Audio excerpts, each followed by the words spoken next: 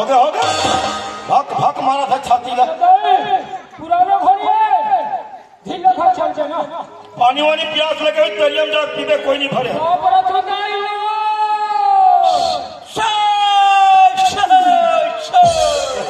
मऊ पाँव पड़ा तो भाई का बाबा गए कहते रहने को ज्यादा माटर में नान नान फूल कम नहीं था राजा हमारा बाजे पवन बिछुरी घाटा समाता एक किस महीने सवार है ड्राइवर कौन जब भी कोई सवार समाता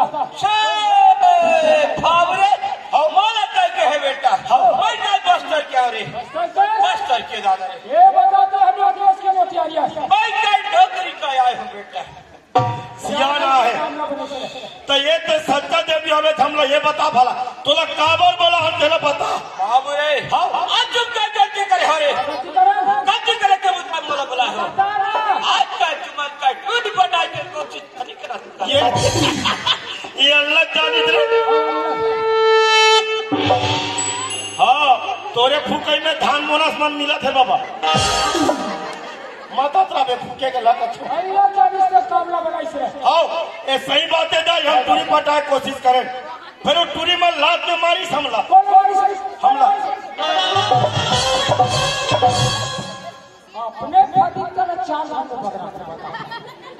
पूरी हालात में नहीं मारेगा वो कौन जानिएगा उसने तो नहीं मारे दाई वो तो इसे उंगली तक नहीं लगा है बाबू रे मारी नहीं मारी नहीं सब होला जानते बाबू ये तो सब ला जानते पागल बाबू रे ज्यादा मन करे समय नहीं है रे तो वही टूरी ठोकला बता थोड़े तो वही टूरी मन में मोहनी बना देता आज मैं मोहनी बनहूँ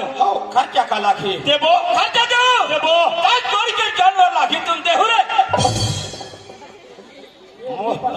मोर तो नारी ठंडा हो गई अरे भाई दुनिया में बैठा करते कुकरी नीचे बोकरा दे होते अरे 2 गोड़ नीचे 4 गोड़ का थे ये तो 10 गोड़ का जानवर मान था वही कहा है बाबा वो बाबा नहीं जाना से काय वो नरवा के कातिर में रथे काय क्या रे केकरा का थे केकरा